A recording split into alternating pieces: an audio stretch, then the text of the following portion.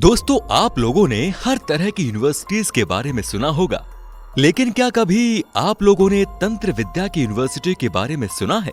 हमें पता है आपको ये सुनकर ही बहुत हैरानी हो रही होगी कि ऐसी कौन सी यूनिवर्सिटी होती है, लेकिन हम आपको बता दें कि हमारे भारत में ही एक ऐसी यूनिवर्सिटी है जिसके बारे में ये कहा जाता है कि सभी तांत्रिकों ने इसी जगह से तंत्र मंत्र की अनमोल विद्या सीखी है। इसीलिए दोस्तों, आज हम आपको उसी जगह के बारे में बताने वाले हैं जो हर तरह से रहस्यों से भरी पड़ी है।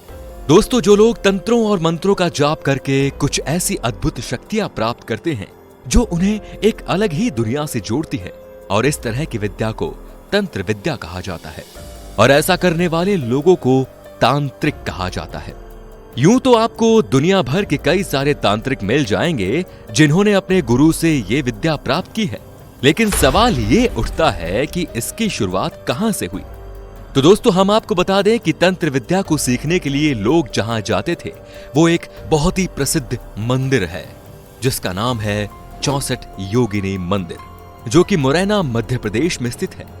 हम आपको बता दें कि यह मंदिर भूमि तल से करीब 300 फीट ऊंचा है, और कहा जाता है कि इस मंदिर का निर्माण करीब 1323 ईस्वी में क्षत्रिय राजाओं ने करवाया था, और इस मंदिर का निर्माण गणित और ज्योतिष विद्या के लिए ही किया गया था, क्योंकि उस समय इस तरह की विद्या को प्राप्त करने के लिए ज्यादा सुविधाएं नहीं होती थी, और इसी चीज को देखते हुए इस भव्य मंदिर का निर्माण किया गया, और तब से लेकर अब तक इसे तंत्र विद्या की यूनिवर्सिटी कहा जाता है। दोस्तों, ये पूरा मंदिर ही गोल आकार का बना हुआ है, जिस तक जाने के लिए आपको करीब 200 सीढ़ियां चढ़नी पड़ेंगी, और इस पूरे मंदिर के मध्य में आपको एक गोल आकार का कमरा मिलेगा जिसके अंदर शिवलिंग स्थापित किया गया है, और फिर इस मंदिर के चारों तरफ गोल आकार में 64 और कमरों का निर्माण कराया गया है जहां पर शिवलिंग स्थापित किए गए।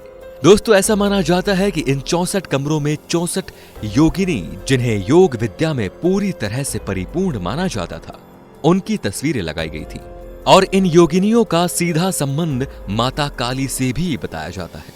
तभी 64 योगिनी माता आदिशक्ति काली का अवतार है। घोर नामक दैत्य के साथ युद्ध करते हुए मां काली ने ये अवतार लिए। और दोस्तों, हमारी सारी बातों का सबूत इस मंदिर का आकार खुद है, क्योंकि कई सारे पुरातत्व विभाग के लोगों द्वारा ये कहा गया है कि इस मंदिर को बनाया ही किसी विशेष विद्या देने के लिए था। इस पूरे मंदिर को 101 खंभों पर टिकाया गया है, और अगर आप इस मंदिर में जाएंगे तो आपको खुद ही ये मालूम हो जाएगा कि इस मंदिर के अंदर जरूर ऐसा कुछ है जो इसे बाकी मंदिरों से अलग बनाता है। सबसे बड़ी बात तो इस मंदिर को इतनी ऊंचाई पर बनाया गया है ताकि इस मंदिर में किए जाने वाले कार्यों की भनक कहीं भी ना लग पाए, और इस मंदिर की ज्योग्राफिकल पोजीशन भी अंतरिक्ष विज्ञान को जानने के लिए सबसे बेहतर है। ऐसे में दोस्तों, बात यहीं पर खत्म नहीं होती, क्योंकि इस मंदिर में अभी भी तंत्रों मंत्रों का जाप होता है। कहा जाता है कि आज भी यहाँ पर रात में देसी और विदेशी योगी साधना करने के लिए आते हैं, और इसी वजह से इस मंदिर में रात के समय किसी को भी अकेले जाने की हिम्मत नहीं होती, और अमावस्या की रात तो इस जगह पर एक अलग ही माहौल होता है। यहाँ पर बड़े बड़े योगी और तांत्रिक अपने तंत्रों और मंत्रों से अपनी कला को और बेहतर बनाने के लिए आते हैं। दोस्तों, कई इतिहासकारों का यह भी मानना है कि भारत के संसद भवन के आकार को इसी मंदिर से प्रभावित होकर गोल रखा गया। हालांकि इस बात का कोई पुख्ता सबूत इतिहास के पन्नों में देखने को नहीं मिलता।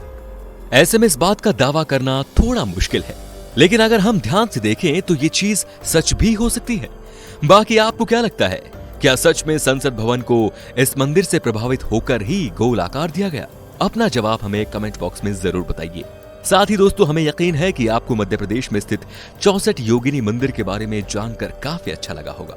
अगर हाँ, तो हमारे चैनल को लाइक, शेयर और सब्सक्राइब जरूर करें। धन्यवाद।